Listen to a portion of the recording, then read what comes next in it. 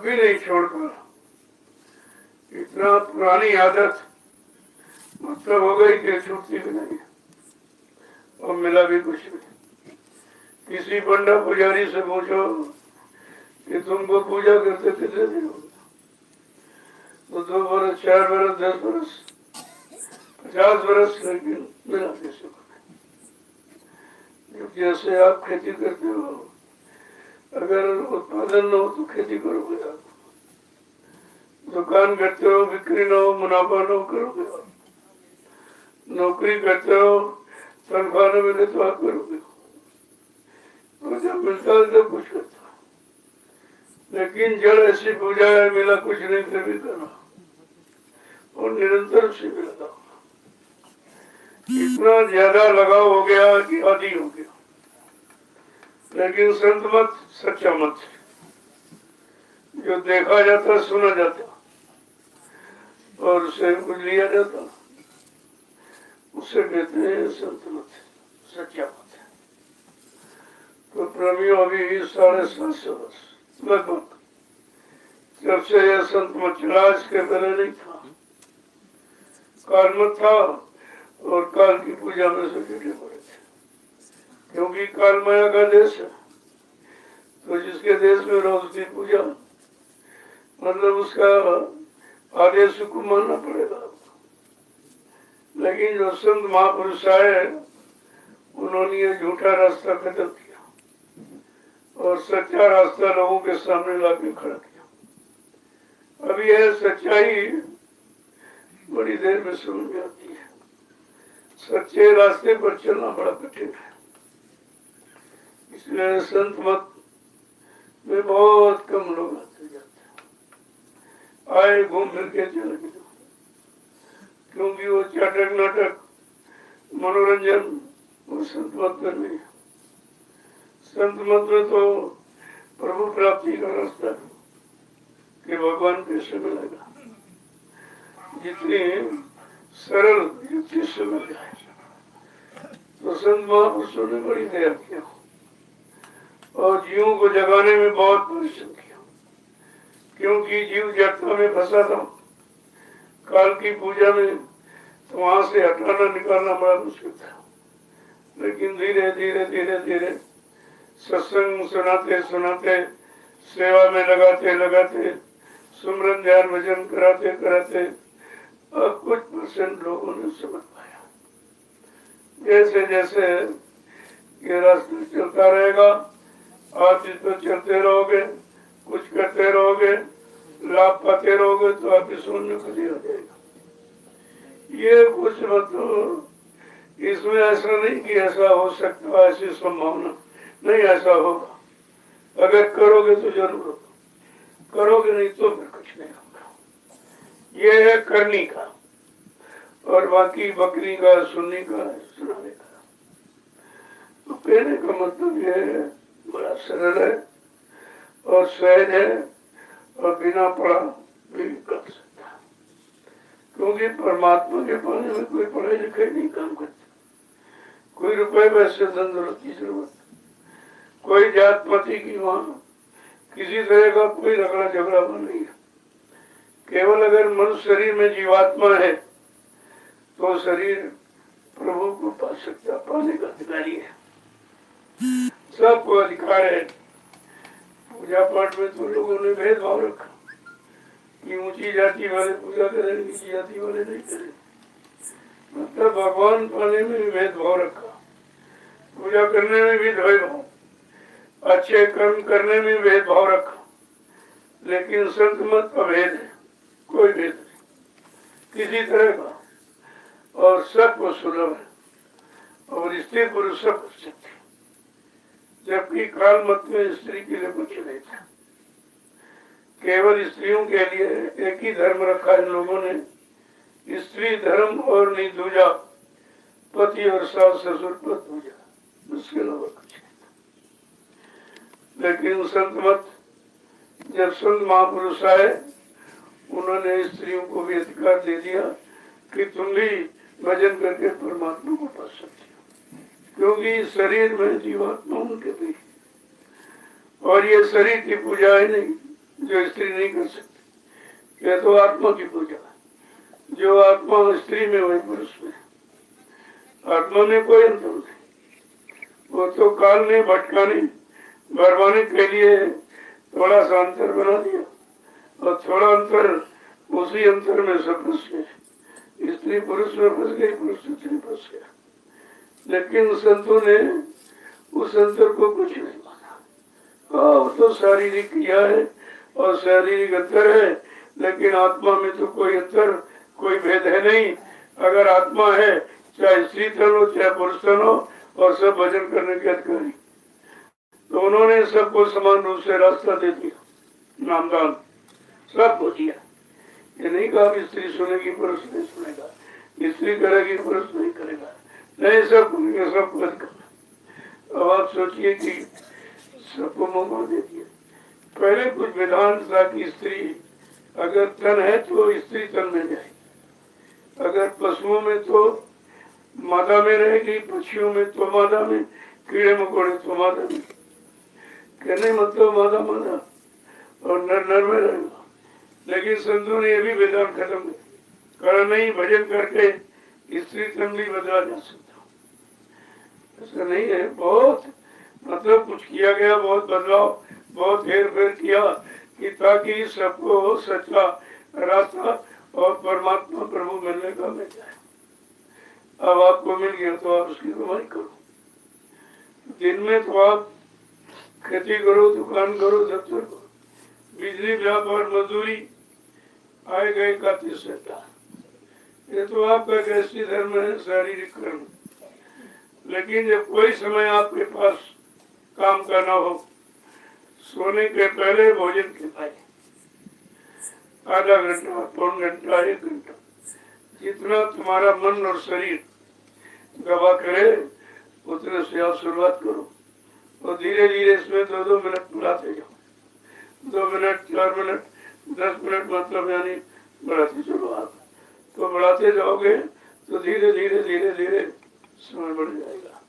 जब समय बढ़ेगा तो आपको आपका प्रेम, आपका लगाव बढ़ेगा, लगाव प्रेम बढ़ेगा तो मिलना शुरू हो जाएगा।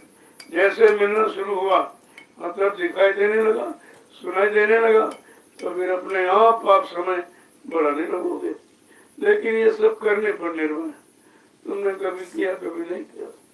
1 दिन, 2 दिन, 10 दिन, 15 दिन लगा कर दोगे तो फिर तुम्हारा मन मोटा हो जाएगा, फिर मन उसी तरफ चला गया, फिर आपको तकलीफ होती। इसलिए कहा नित्य प्रति सुबह शाम सब काम छोड़कर आपको भजन करना चाहिए। यही सच्चा रास्ता है, और ये भजन की कमाई तुम्हारे साथ जाएगी। बाकी जो शरीर इंद्रियों से कितना तुम कमा डालो, करोड़, 10 करोड़, 20 करोड़, तो आपके साथ नहीं, क्योंकि वो काल का सामान है, काल आपको छीन लेगा और नंगा करके भेज देगा। कितने लोग रोज जा रहे, देख रहे हो, कुछ लेके जा रहे। आपको इनको देख के सोचना चाहिए, एक दिन हमारी भी स्थिति होगी, हमको भी जाना होगा, हमको सब छोड़ के जाना होगा। तो चलो उस जाने के पहले अपना काम बना लें, या अगर धन छोड़ना पड़ेगा तो धन पहले, उस धन को हम परमार्थ में लगा दें, कुछ सेवा में लगा दें, कुछ आदेश हुकुम में, तो तुम्हारा धन भी तुम्हारे साथ जा सकता है। अगर संत महापुरुषों के कहने पर तुमने धन परमात्मा लगा दिया तो साथ ही जाएगा।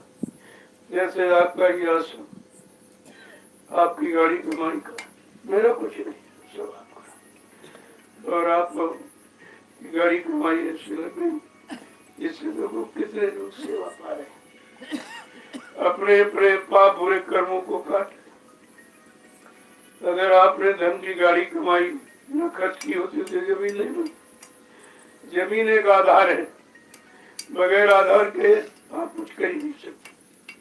अब जब आपकी गाड़ी कमाई तो वो जमीन बन गई। अब कितने लोग इसमें सेवा कर करके अपने पाप कर्मों को काटेंगे, परमार्थ को यानी मतलब बनाएंगे, और जब स्थान बन जाएगा तब तो करोड़ों लोग आएंगे। ये सब लाभ तुम्हारे खाते में, तुम्हारी गाड़ी कमाई से अगर ये जमीन न खरीदी गई होती तो आश्रम का आसमान में थोड़ी बनता है, बनता है।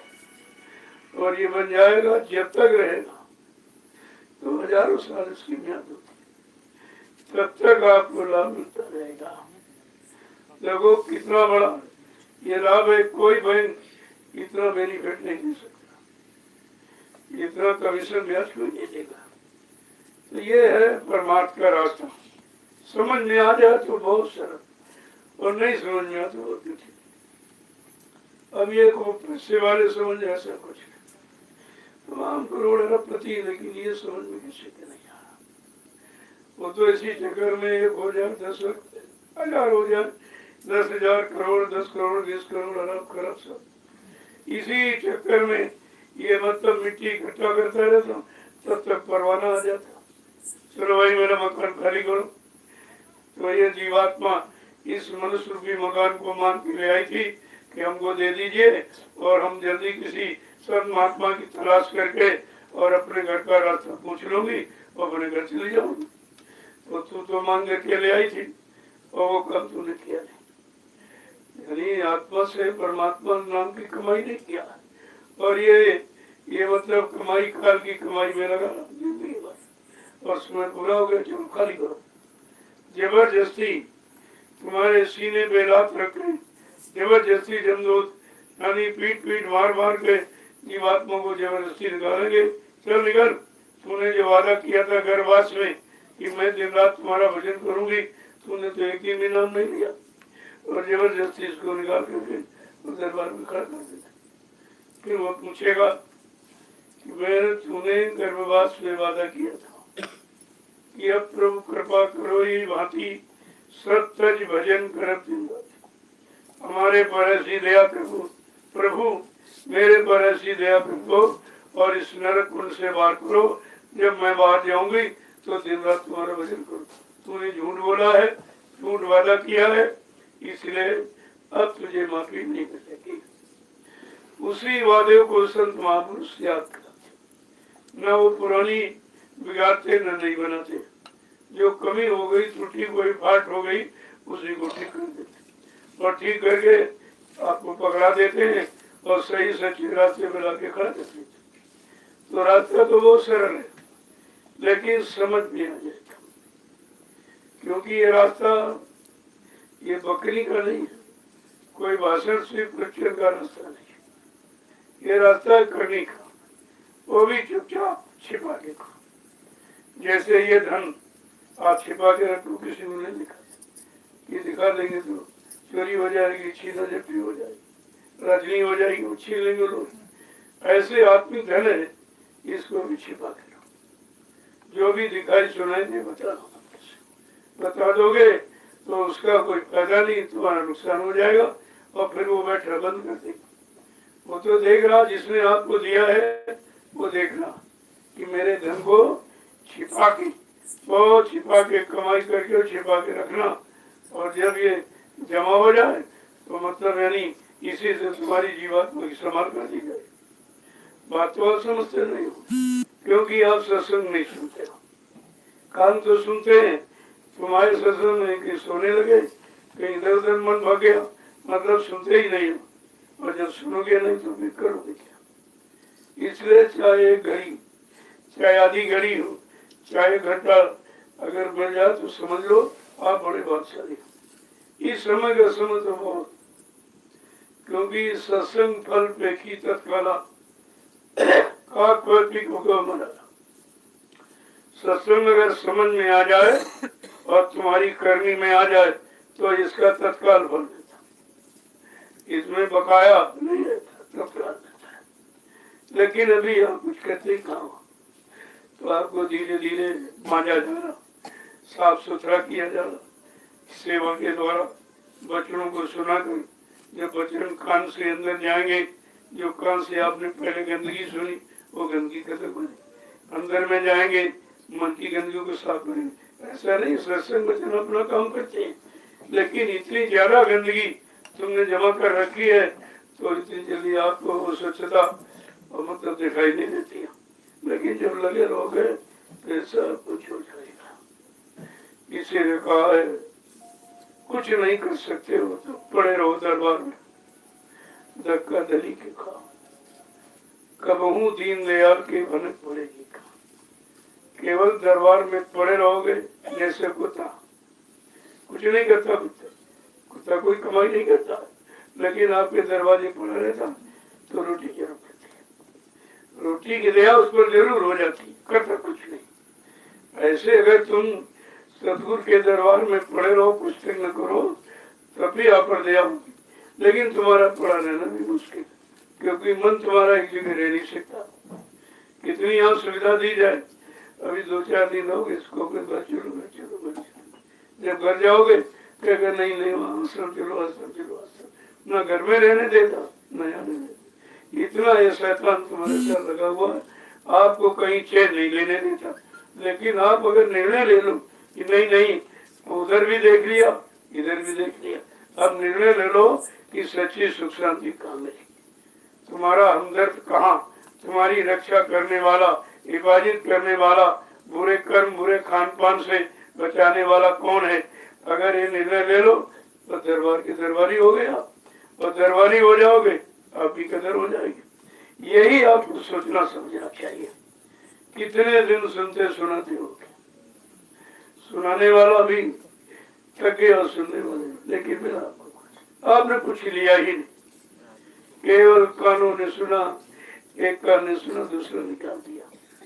देखो काल की कितनी रचना विचित्र, 2 कान बना, अरे एक कान से काम चल सकता, लेकिन 2 बनाए, दुविधा, एक से सुनो एक से निकाल, रुकने कुछ न पावे, नहीं ये जाग जाएगा।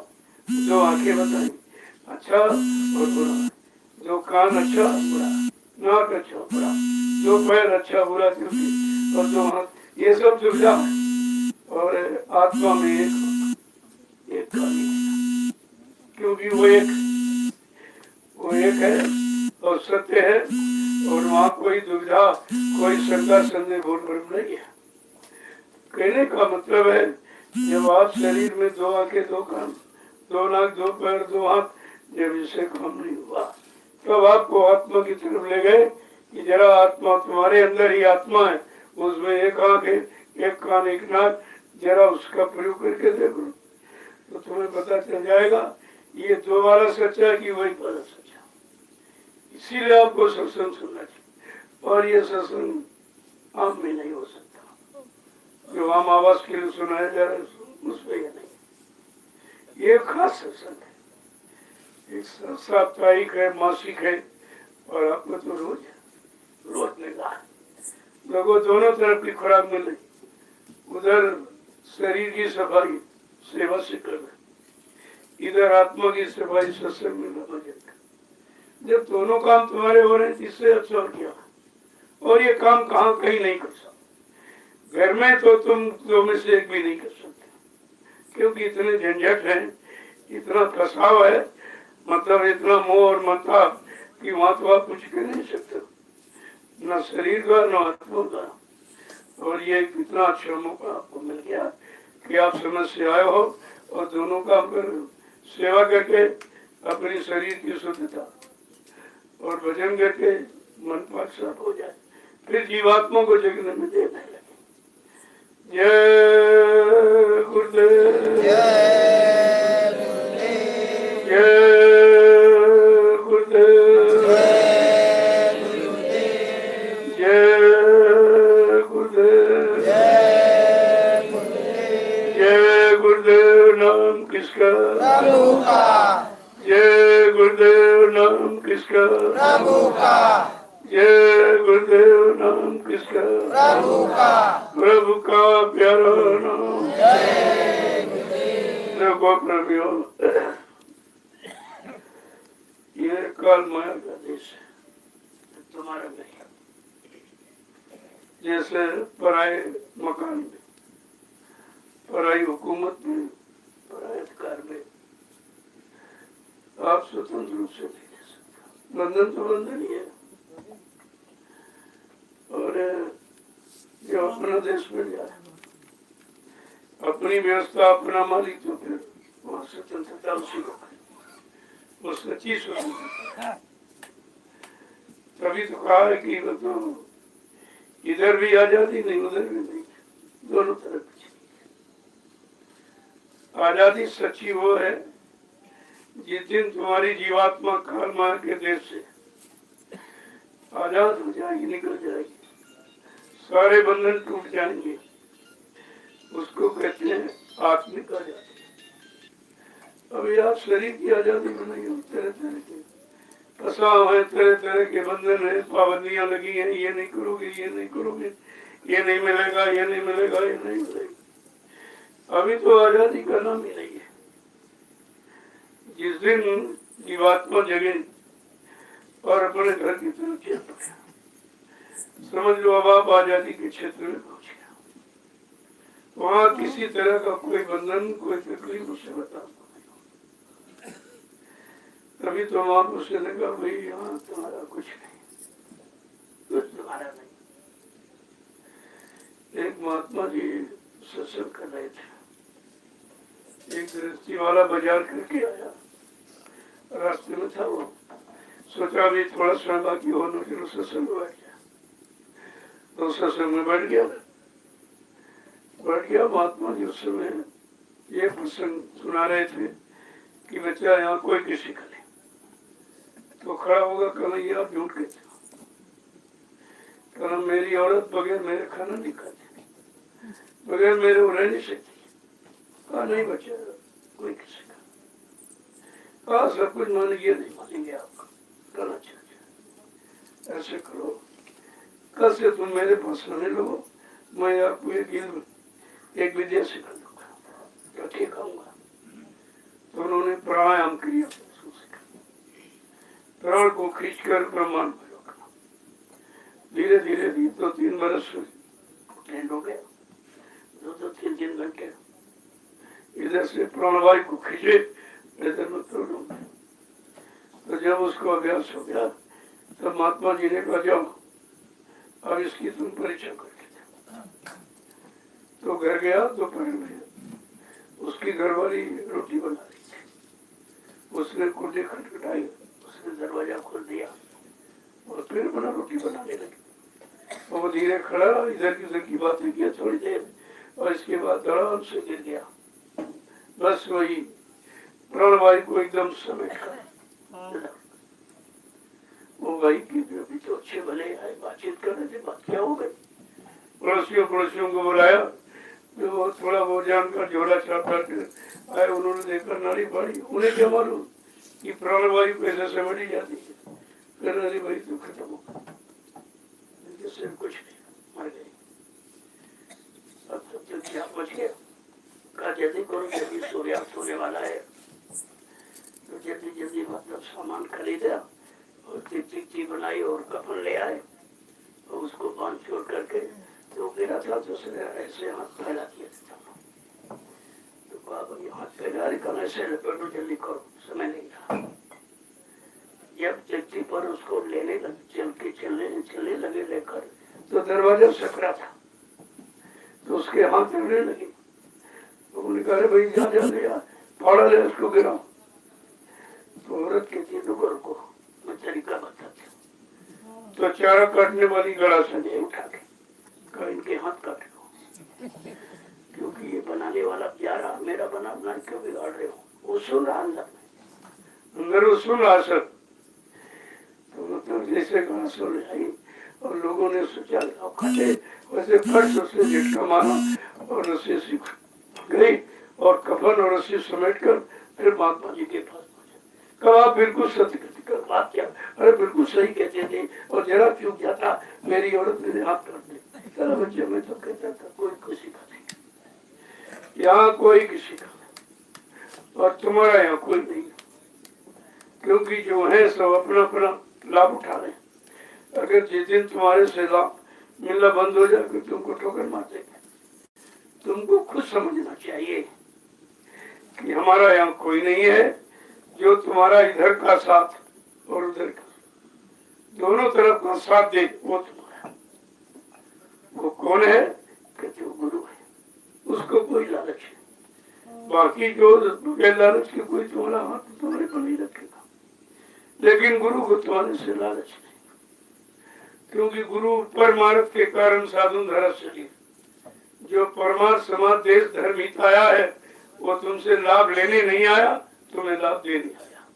तुमको सब तरफ से सुरक्षित बचाकर तुमसे सुमरन ध्यान भजन कराने आया है। इसलिए का संगी साथी गुरु को लेना, भेद इन्हीं का जाना है और सूरज शब्द का साधन करके और अपने घर चढ़ जाना है, फसना नहीं देश पे आना। कहा ये तुम्हारा यहाँ कोई सब स्वार्थ के साथी हैं, तो आपको तो चौकसी से रहना चाहिए। जब चौकसी से रहोगे, अपने जीते जी अपना काम बनाओ, अपनी संपत्ति किसी के हवाले मत करिए। अरे भाई परमात्मा लगा लो, चलो बाल बच्चों को पढ़ा लिखा दिया, शादी ब्याह कर दिया, उनके लिए खेती घर मकान बना दिया, बाकी जो तुम्हारे पास है उसे परमात्मा लगा लो तो तुम्हारा भला हो जाए। तुमने सबका किया, अपना नहीं किया, और सबका किया सब तुम्हारा करेंगे नहीं। तो तुमने सबका कर लिया तो अपने बड़े काम में लगे, तुम्हारी तरफ कौन देखेगा? और देखता तो जब तुम्हारे पास को दिखाई देता। अब सब तो उन्होंने ले लिया, जमीन ले ली, पैसा लिया, मकान ले लिया और सारा शक्ति चेहरे मतलब ले लिया और तुम बुढ़े हो गए। अब तुमसे कुछ मिलने वाला तो है नहीं, तो ठोकर के सिवा तुम्हें कुछ नहीं मिलेगा। इसलिए तीन चीजें याद रखो, तीन चीजें हमेशा कि अपने जीते जी अपनी संपत्ति का फुल माने किसी को मत बनाओ, फिर क्यों गए बुरा मान करना मत हुआ। जब अपने पास कुछ रखोगे तो तुम्हारी सेवा होती है बगैर लालच के। चाहे बेटा हो चाहे बेटी हो या और कोई, तुम्हारा कोई सेवा करने वाला नहीं है। सेवा जब करेगा तो तुम्हारी सेवा से ज्यादा उसको मिलेगा तो करेगा, नहीं मिलेगा तो कुछ नहीं करेगा, क्योंकि अब सेवा भाव का भाव खत्म है। अब प्यार व्यवहार खत्म, केवल व्यापार रहेगा, केवल व्यापार रहेगा। पर इसलिए जो गलती करते हैं वो परेशान होते। सब दे दिया, अब बाद में तुम कुत्ते जैसे वहां बैठे हो, देख रहे हो कब हमको रोटी आए मिले कब आए। कहोगे अरे भाई तुम्हें बहुत भूख लगती, अभी बच्चे रह गए, ये रह गए, वो रह गए, तुमको सबसे पहले बहुत भोजन दिया गया, आप कुछ नहीं कर सकते। इसलिए समझदारी से काम करो। अरे परमात्मा में लगा लो, तुम्हारे साथ चला जाएगा। क्या जरूरत किसी के चक्कर में अपना सब समय खराब कर रहे हो? तो उससे कम से कम जानकारी आपको रखनी चाहिए।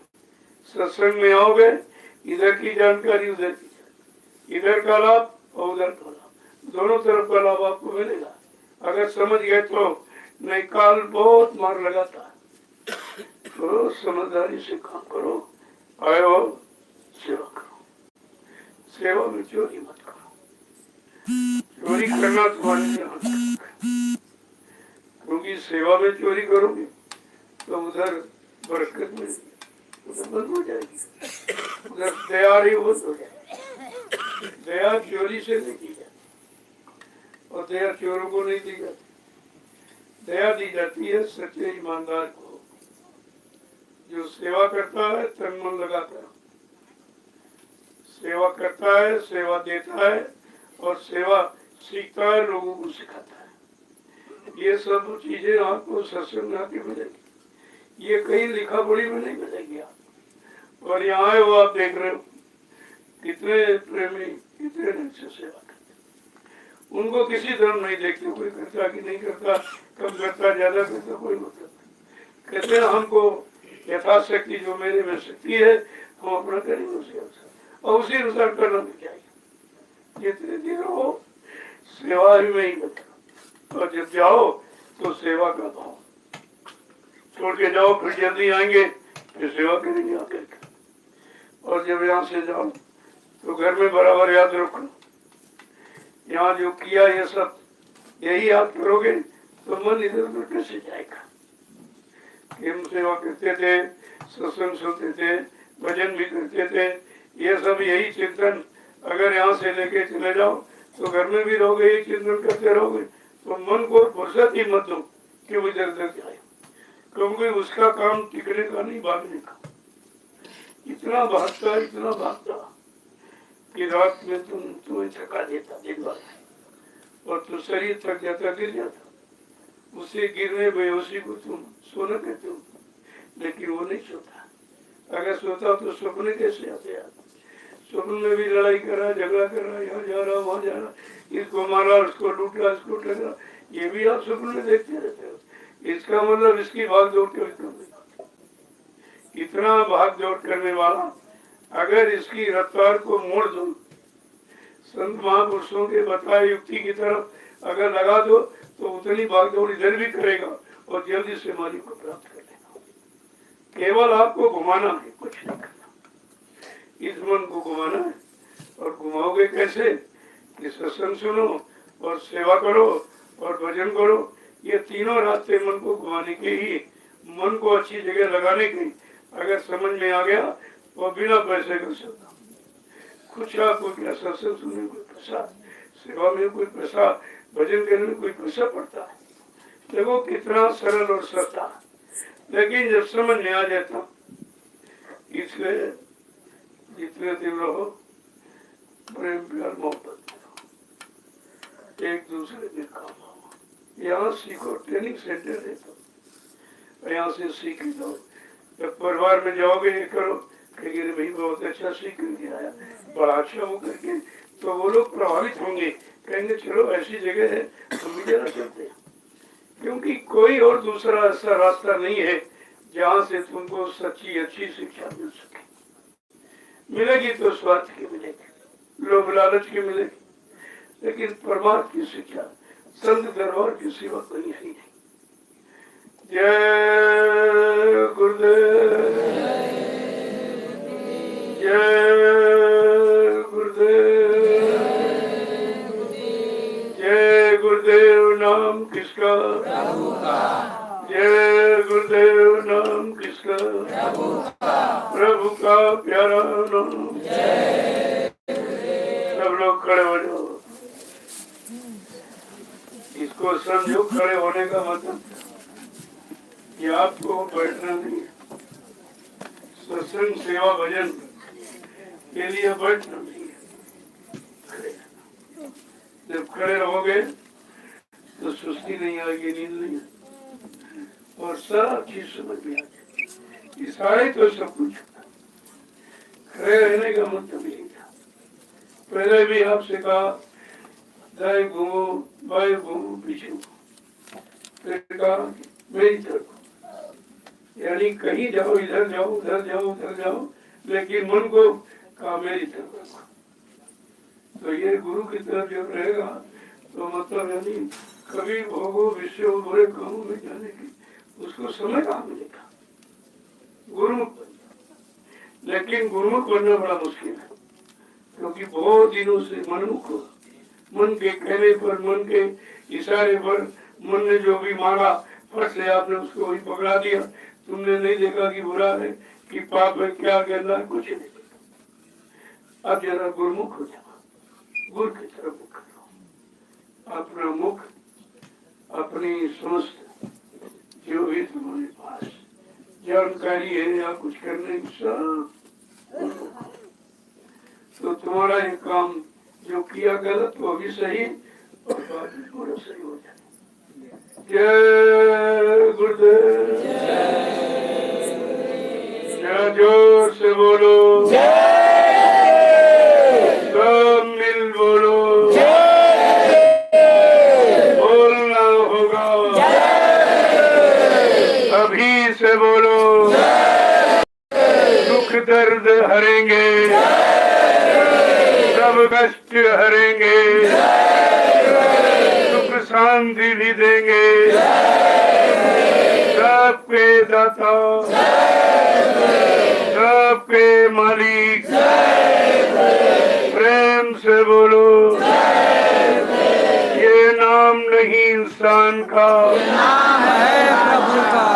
ये काम नहीं इंसान का, नाम है प्रभु का। जय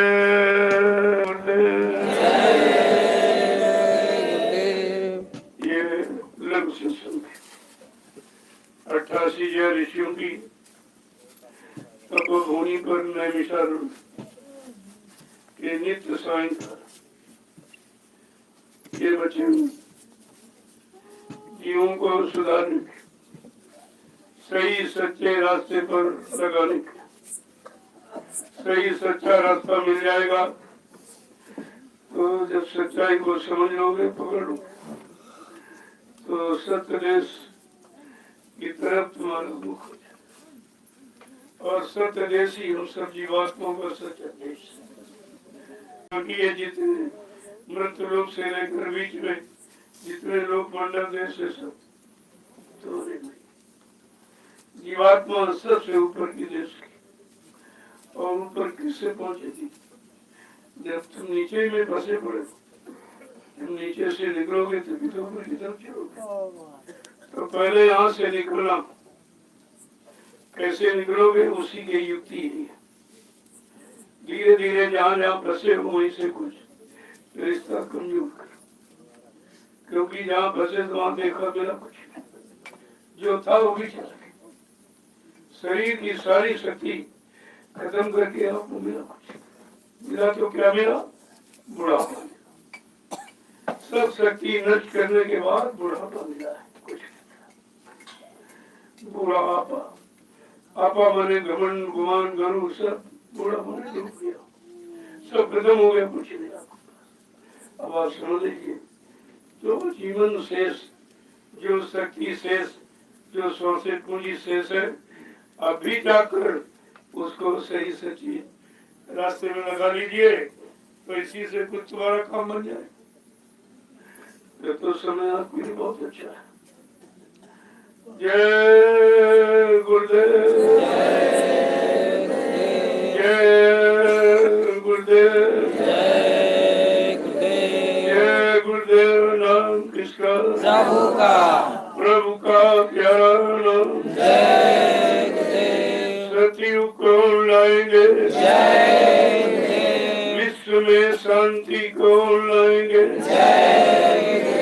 जन जन में प्रेम को लाएंगे, जय गुरुदेव। स्वामी जी का कहना है, शाकाहारी रहना है। क्या खाने से हुए खराब, अंडा मछली मांस खराब। क्या खाने से होगी भलाई, साग सब्जी दूध मलाई। अब कुछ होने वाला है, वक्त बदलने वाला है। जो अभी समझ न पाएंगे, वो बार बार पछताएंगे। जो अभी जान न पाएंगे, वो जीवन भर पछताएंगे। स्वामी जी की वाणी है, सतयुग की अगवानी है। यदि स्वामी जी की बात न मानी, निकल कछू मर जाएगा। यदि स्वामी जी की बात न मानी, निकल कछू मर जाएगा।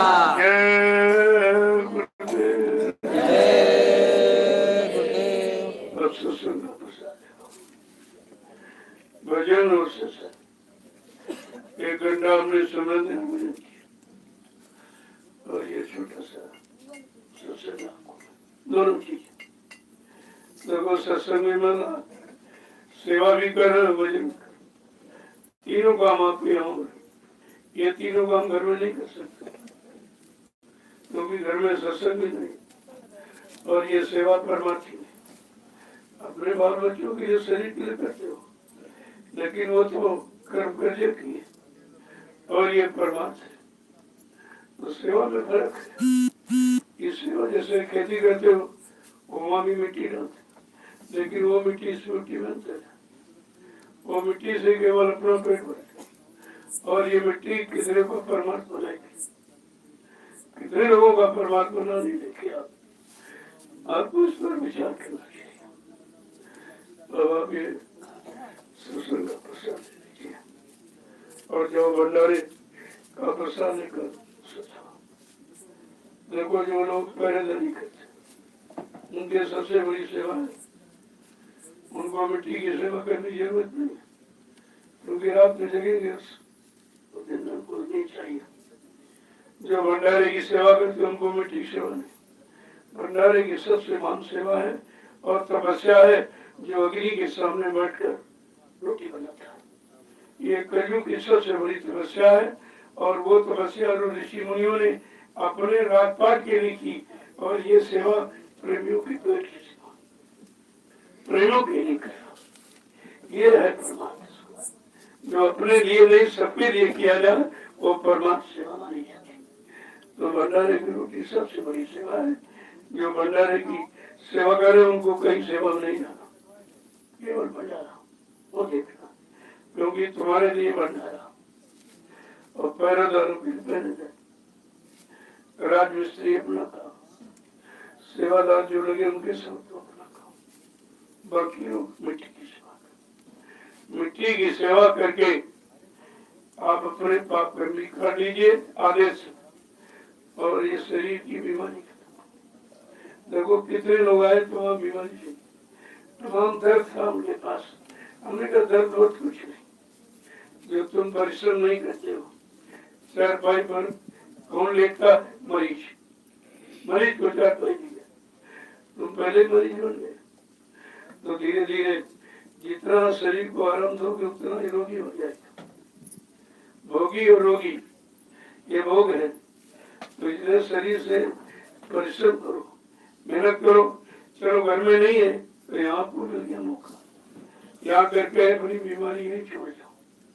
उधर झंडा गड़ा उसकी परिवार हो छोड़ो, उसे मत छोड़ो। ये मिट्टी डालो उसके बाद परिक्रमा जरूर करो। बाधा समझते नहीं हो, ये लाभ अलग हो रहा उसका, कोई भूत प्रेत तंग कर रहा और वो उधर काम हो जाएगा। बाकी हमारी बीमारी आपकी इधर से नहीं आएगी। आप लोग डॉक्टर बताते हैं बीमार को कि तुम सुबह टहला करो, बैठा करो। तुम तो किधर 10 किलोमीटर वो चले जाते मिट्टी डाले, 10 किलोमीटर आप चल रहे। ये सब तुम्हारा हर तरह से लाभ है और इसी में लगे रहो बस, और रहो प्रेम से रहो। ये परिवार है, ये गुरु परिवार है, प्रेम से रहना सीखो। अरे कोई कम कर रहा, कोई थोड़ा कर रहा, मतलब नहीं। अब भी जिसका जैसा भोग है, जिसका जैसा संस्कार है, उतना ही वो कर सके, ज्यादा नहीं कर पाएगा।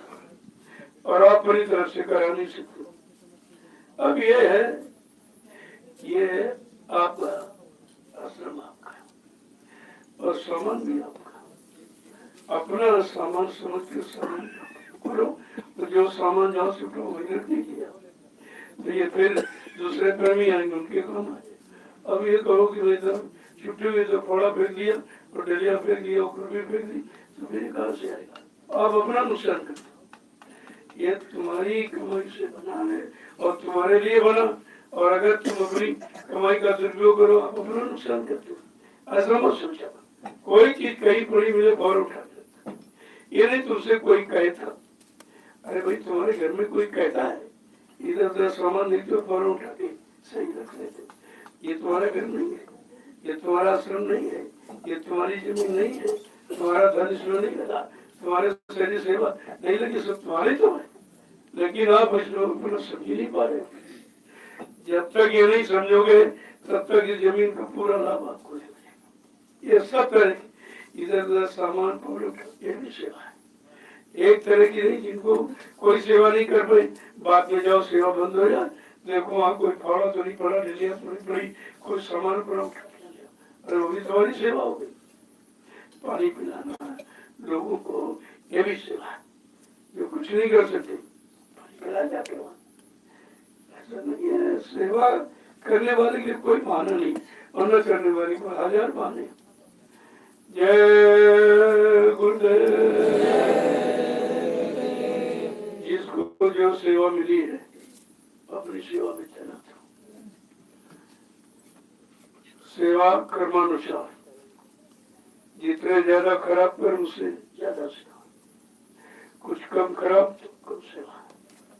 लेकिन बिना सेवा के कर्म उतारे नहीं जा सकते। दूसरा कोई रास्ता नहीं। कितनी पूजा पाठ, कितना तीर्थ व्रत दान हवन जब ये गंगा स्नान कर डालो, लेकिन पाप कर्म को उतार नहीं सकता। वो तो आदेश है, वो भी आदेश अपना स्वार्थ। आप मिट्टी डालो के स्वार्थ, उससे है स्वार्थ। बीमारी चली जाएगी, कर्म कर जाएंगे है, लेकिन वैसे अब इस मिट्टी से जब ये बढ़ जाएगा, इस पर ईमान खड़ी अगर मिट्टी न डालो ईमान किस पर पड़ेगी? असली नींव मिट्टी है, और मिट्टी के बाद ईंट, ईंट के बाद और मसाले, कुछ उसमें लगेगा, उल्टी से में लग जाएगी, उल्टी से में, किसी की किसी में, किसी की किसी में, किसी की किसी में, यह सब सेवाओं का आदान प्रदान हो रहा है। आप इसको देखते जाइए कैसा खेल है। इतनी जल्दी मालिक की दया, इतनी जल्दी कोई ये काम नहीं कर सकता। कभी जुलाई में काट दूंगा, किसी को कुछ नहीं बताया गया तो मैं यहाँ कुछ होगा, और कितनी जल्दी मालिक की दया हुई और आपने जमीन, आपने मेहनत की, अपनी गाड़ी कमाई का कुछ दशांश सुशान निकाल के जो आपने दिया उसी से ये सब नहीं, किसी एक का नहीं है, सब हिंदुस्तान के समस्त संगीत प्रेमियों के आर्थिक एवं शारीरिक श्रम से ये भूमिका निर्वाह होगा। ऐसा नहीं है इसमें कोई सेठ साहू का अधिकार नहीं होता। जैसे अन्य जगहों पर नहीं चले जाओ सब सेठों के बने, उनके नाम, उनकी प्लेट, ये वो सब, लेकिन ये बिल्कुल अलग तरह की, एकदम दुनिया से न्यारी चीज है। जब लोग देखेंगे और आएंगे तब उनकी समझ में आएगा ये क्या है, क्योंकि बिल्कुल एकदम नया नमूना है। वैसे अभी से लोग देख रहे हैं, प्रभावित तो अभी से लोग हैं, लेकिन अभी तो उनको दिखाई तो कुछ दे देगा, केवल आपकी भीड़ और आपका सेवा श्रम यही केवल देख रहे कुछ नहीं। लेकिन जब ये बन के तैयार होगा, कितने गरीबों को भोजन, कितने गरीबों को काम, रोजी रोटी, और कितनी की परेशानी, दुख तकलीफ दूर होंगे, ये तो समय बताएगा आपको। लेकिन तैयारी से हो सकी, और उस तैयारी में आपकी भागीदारी है, आप लोग शामिल हो। जय गुरुदेव। हिंदुस्तान में कहीं चले जाओ ये चीज आपको, लोग इस बात को एहसास कर रहे हैं कि कोई हिंदुस्तान में ऐसी जगह नहीं है, कोई ऐसा सेवाला, गुरुद्वारा, मंदिर, मंदिर, धर्मशाला नहीं है जहाँ से तुम्हें कोई सब लेने वाले बैठे। नमूना शोभा यात्रा ये कहीं नहीं, इस तरह की नाम की शाकाहारी सद्भावना मिलन शांति शोभा कलश यात्रा, ये नाम को अभी तक किसी ने सुना नहीं था, और इस तरह का कोई कर नहीं रहा, क्योंकि जो करेगा अपना पहले उसमें लालच सोचेगा कि हमको इसमें लाभ मिले, मुनाफा क्या होगा, और यहाँ सोचा जा रहा कि कितने को कितना लाभ दे दिया, ज्यादा से ज्यादा लोगों को लाभ मिले प्रसाद का। तो शोभा यात्रा और इसके बाद झंडे की प्रतिमा, और तीसरा है आपका ग्रामवासियों को निमंत्रण, चौथा है कन्याओं को व्रत। देखिए आप, और झंडे की प्रतिमा, अब इसकी कोई नकल नहीं कर सकता। पहले तो लोग भाषण वस्त्र की नकल कर लेते मिला जुला, लेकिन ये जो काम किया जाए प्रैक्टिकल इसकी नकल, क्योंकि इसमें उनको कुछ मिलेगा और बगैर स्वार्थ कोई कदम बढ़ाएगा नहीं। इसलिए स्वार्थ और परमात्मा में बहुत फर्क है।